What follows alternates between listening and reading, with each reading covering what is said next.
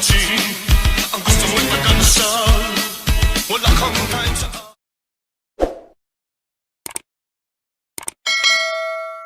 Well, good morning, good afternoon, good evening to the KOR universe. This time around, we have our another trustee from the this time from New York City. He was elected in September 19. He is a trailblazer because he got the third highest votes in the whole 17 number of participants or nominees. Of course, we were talking about Sir Dean Suba. Sir Dean, would you like to say your salutations to our viewers? Okay, so let me begin by saying good evening, Sir Alwin, and thank you for inviting me to have this conversation with you about our Knights of Rizal. And my greetings too to our brother Knights around the world. I hope that they and us can learn something from this conversation that we're having tonight. Yes, sir. Let me start, sir, by asking you, how did you become a Knights of Rizal? Over a decade ago, when Sir Joe Ramos was the chapter commander of the Knights of Rizal of New York, I was invited. But historically, though, let me tell you this. When I started my law practice in '89, in the early '90s, I had been invited to join the Knights of Rizal. But at that time, I was extremely busy with my law practice because I was starting and starting a family as well. I had one daughter at that time. And then soon after, I had my son. So I didn't really have all the time to spend on activities outside of the family. And so that's why it took me some time to become a Knight of Rizal. Now, sir, you became a lawyer in 1984 in the Philippines. Is that correct? That's correct, yes. And you graduated from the prestigious Ateneo Law School. And did you come here? Were you an immigrant here when you were taking law school in the Philippines, or did you come here after you graduated from law school? No, when I graduated in '84, I passed the bar in '85. And that means I was sworn in 1985. And I practiced with my dad until I came over because my mother was a US citizen and I was sponsored. And I was blessed enough to be a landed immigrant. So that's how I came to this country. Now, in the Philippines, sir, where are you from? What's your province or what's your city? If you can tell us a little bit about that, and where did you grow up? I was born and raised in Manila. My parents are from Pampanga. So that's basically my family. My father was a lawyer. My mother was a teacher. My dad was a practicing attorney in Manila, and that's how I got interested in the field of law. Sir, in this Knights of Rizal, sir, can you go back a little bit on how your positions or your official experience in the Knights of Rizal in New York City chapter? Actually, I was a chapter commander for the Knights of Rizal New York chapter for one term. That's 2 years. And what year was this, sir? 2014 to 16. During that time, if I can take pride of this, I incorporated the New York chapter as a nonprofit organization, and also obtained the 501c3 tax exemption for the organization. Because at that time, I established the Dr. Jose Rizal Awards for excellence in the field of medicine, education, arts and literature, and the youth.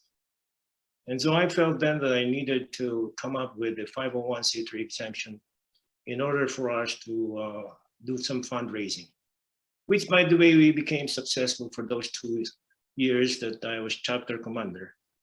And we raised enough money that led me to put up the seed money for what is still work in progress, which is a website for the Knights of Rizal that will contain the original works of Dr. Jose Rizal. And this was funds of $500,000 that was donated to Ateneo de Manila University. And Dr. Oh boy, I missed his name now. Ambet. Dr. Ambet Ocampo is spearheading this project for the Knights of Rizal. What did you like, sir, about Dr. Jose Rizal in your research about his life and writings? Well, I always believe, just like in my profession, defending the oppressed. You know, and Dr. Jose Rizal obviously espoused for, you know, the so-called liberty of our countrymen during that time. Was very key to me in being part of this fraternal organization. I believe strongly for that. There is a need to liberate our country and our people from the oppressors, which obviously, as you know, during that time, the Spanish regime. Now, you characterized that by you did some pro bono work in the community, especially in the New York area, and you became very active in the Knights of Rizal. Eventually, before you became a trustee, being a regional commander. What motivated you, sir, to put your name out there and be? Was it a hard decision to consider running for the trustee position, knowing that this might be one of the first time, if not the first time, that a non-Philippine resident will be part of the regular Supreme Council? My goal really, Sir Alvin, is to make a difference, you know, in the lives of our fellow knights and to, you know, our countrymen and the people in general. And so running for the Supreme Council's trustee position, I believe will be helping in one, crafting policies that will be good for the organization and for our brother knights as well around the world. And so to effectively make those policies, it is best to be in the Supreme Council. As you know, the regional commanders, which I'm one of them, did not have that policy making authority. So I believe that being in the Supreme Council will be a great help and bring to that table what I've listened to from people like you and other regional commanders that I can bring to the table of discussions with the Supreme Council trustees to make our organization a better one than what it is today. In your tenure, starting December 1st as trustee and an archivist, sir, is there anybody in the trustee that you have personally worked with or personally know before you became a trustee? Personally, no. The answer, no, I do not. I did not have any personal friendship with any member of the trustees of the Supreme Council. You think, sir, that you know, I've known of them years past, but not personal level. how important is building a rapport, sir, with the function of the Knights of Rizal in considering that we are still in the COVID precautions and we will be availing of the internet, of virtual media in meetings and not being one-on-one, face-to-face? Well, before I answer that question, Sir Alvin, let me just tell you that since your question was about the 9 trustees, I knew personally, obviously, Sir Meliton Garton of Texas, the regional commander of Central region. As we have, as you know, we're both lawyers and we've had communications for the last 3 years since we became both regional commanders. Now, as to your question, As you know, right now, most meetings, even of corporations, are being held virtually. And so this is nothing new because of the advent of this COVID-19. And so the efficiency and the effectiveness have been tried. In fact, as you know, or maybe you don't know this, even courts now have the so-called virtual hearings. And so MCLEs, which are the continuing legal educations, are all being held virtually. And so the effectiveness and efficiency so far have been good. And so I don't see any reason why we can't have an effective and efficient meetings with the Knights of Rizal's Supreme Council of Trustees.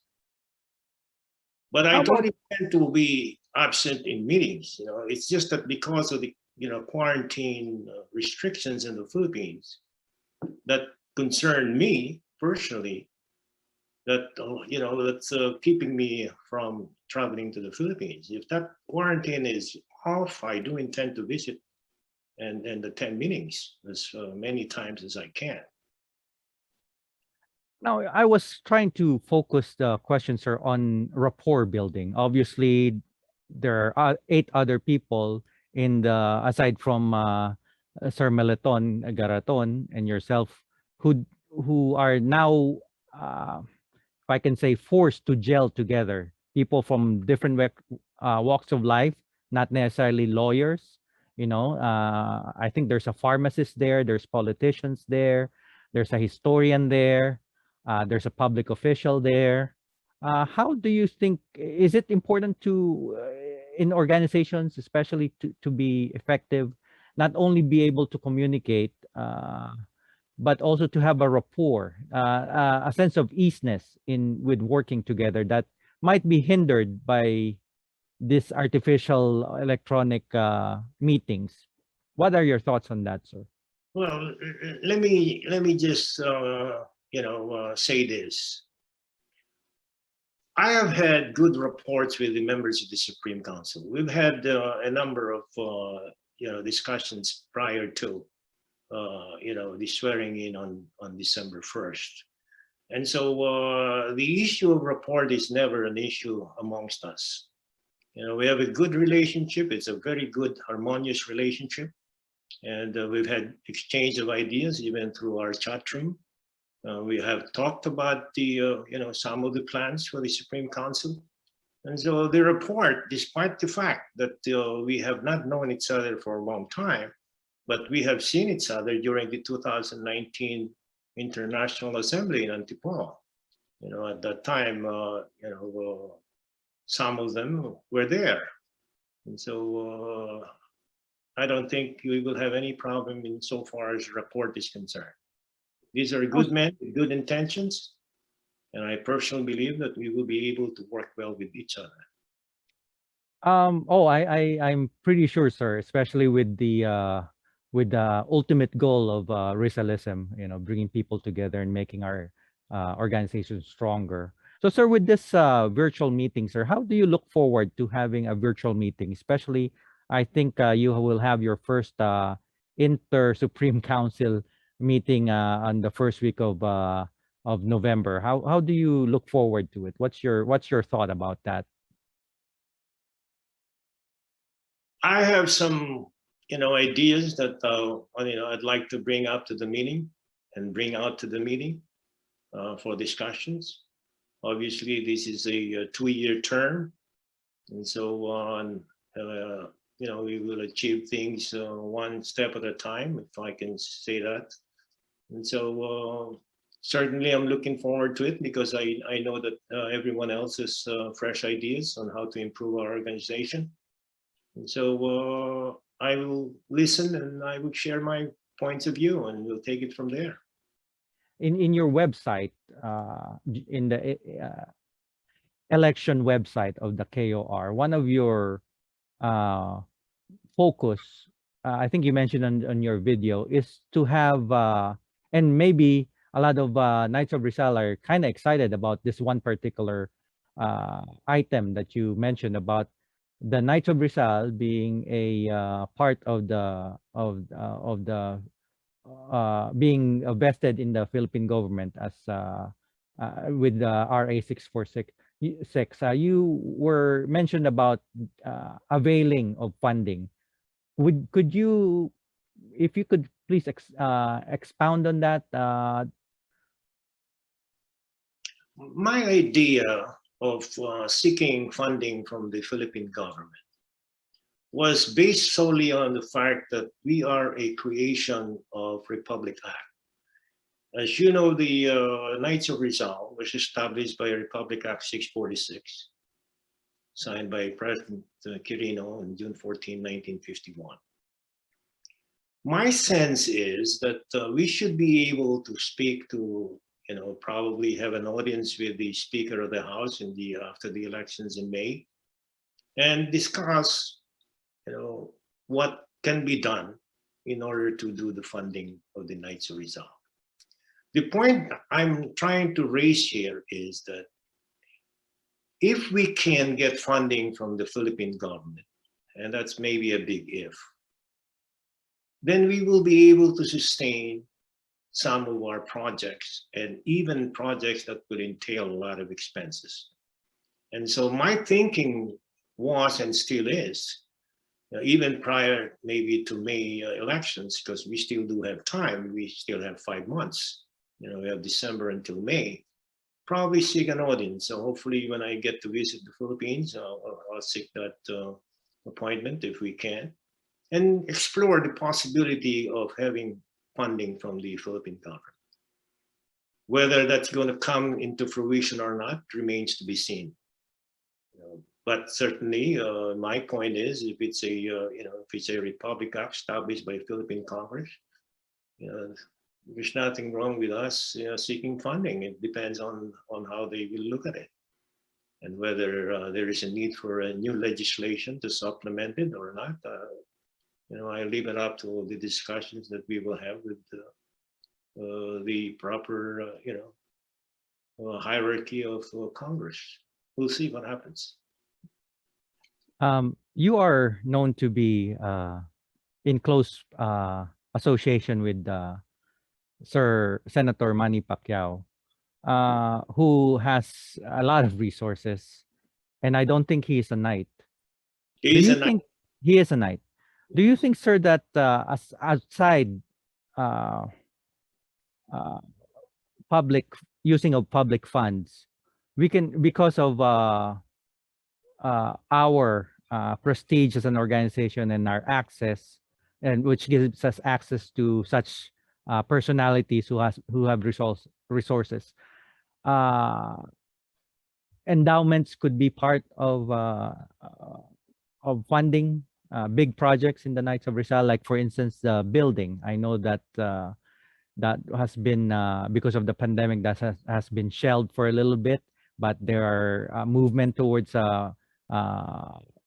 building, which would entail a lot of expense for sure. Well, I'd like to make a distinction. If we're going to a senator in his private capacity as one who is who gives money out for good causes, that's something else.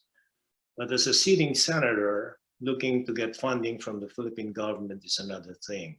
Mm-hmm. And so as far as the building is concerned, the Knights of Rizal, I don't know how best to resolve that, whether we should get private funding from other people and make it a joint project, or seek the government funding and have it built as a government building. I don't know, I have to look into that deeper. Sir, what would be your top priorities in the next 2 years that would be tangible? Well, you mentioned about my video.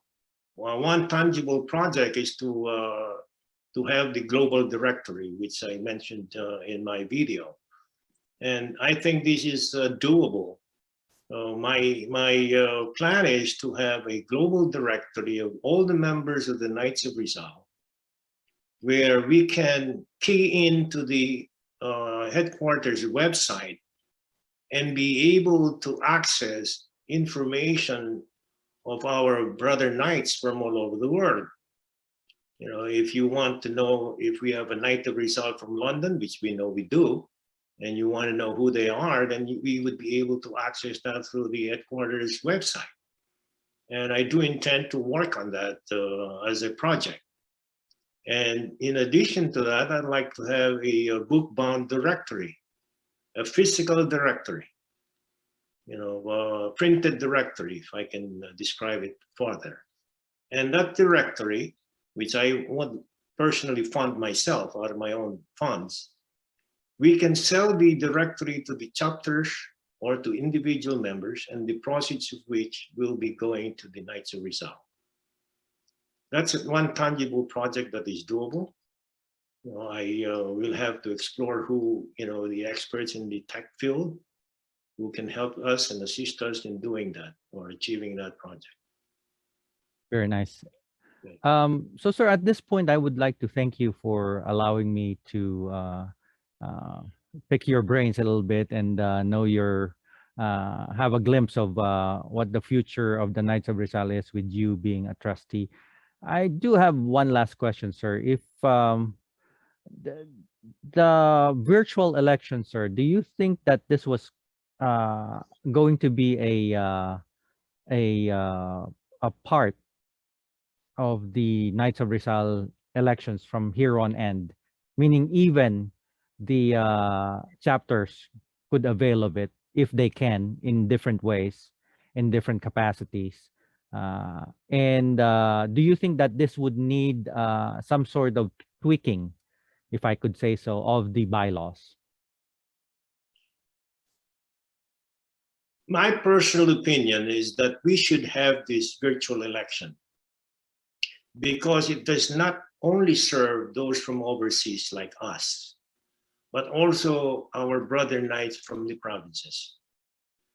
Because of the cost of travel of them and probably tenfolds for us from overseas. Now, the rationale behind my idea of sponsoring for this is that we want to enfranchise instead of disenfranchise the Knights of Rizal from selecting or electing the members of the Supreme Council. But we may have to, as you used the word tweak, we might have to look into who really can vote.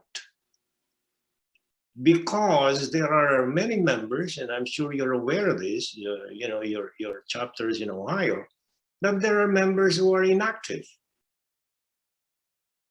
And for us to enfranchise every member who doesn't even pay his or his dues would, to me, is not doing justice to the system of electing their own, you know, representatives or our own representatives.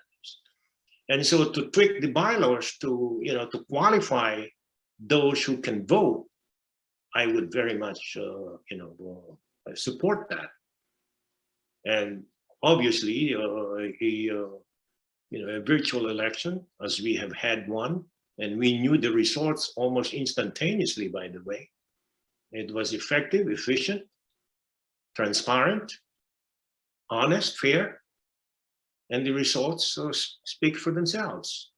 And so I think if we were able to do it this year, we should be able to do it in the coming years. It saved us a lot of money. It elected those from overseas. And of course, there were those who did not vote because of some reasons, you know, one of which was the concern about the cost of paying that registration fee. But there is a way to resolve that, in my view. You know, because the way it was presented probably was, you know, was not, well, I wouldn't say it was not appropriate because there was a need for it. But the timing may have been questionable in a way because it came about to most of us, you know, especially those who question it, that in order to vote, you have to pay. And that's really what, you know, that's not really the intention. You are not paying to vote. It just so happens that there are expenses incurred in the preparation and in the actual, you know, election. And so obviously, those costs will have to be borne by the members of our organization. And that is why it came about that we needed to put the registration fee of $30. But looking forward to future, I have things in my mind which I will, eventually share with the Supreme Council on how we can tweak this in order not to, to make others feel and question that they're paying in order to vote. And that is really not what the purpose was of having the $30. You're not paying to vote. No. In other words, you are not enfranchising yourselves, or the Supreme Council is not enfranchising yourself, for so long as you pay the registration fee, or do it look like that? But it's just for the cost of holding the election. Well, now that we have a lawyer, an international lawyer in the trustees with a wide gauge of perspective, we now know that we will have elections every 2 years. So maybe we can put this in our budget and not be surprised. But of course, this initial election is really a surprise for everyone because nobody really thought about COVID happening. If they could delay the Olympics, they could delay KOR elections, I guess. So, sir, again, thank you very much for this opportunity. Hopefully, this won't be the last. Anytime there's anything in your heart that you want to speak of, you can always, text me, message me, and that you would want to be expounding your thoughts in a platform such as this. So any last words, sir, before we go? Well, I just want to thank you again, Sir Alvin, for the opportunity to speak to you and have this conversation, not just with you, but with our brother Knights. And, your goal of helping this organization to be a better one through the medium that you're espousing right now, which, through these interviews, we hope to achieve a better organization than we, first found it when we joined. That's really the goal. My goal to become a trustee is to make a difference in our organization, which is our Knights of Rizal, make a difference in the lives of my brother Knights, and to make a difference in the lives of the people from around the world, which is, ambitious, but the Philippines first and foremost. And so again, thank you. On that case, sir, Nanam Nis Moriar. Nanam Nis Moriar.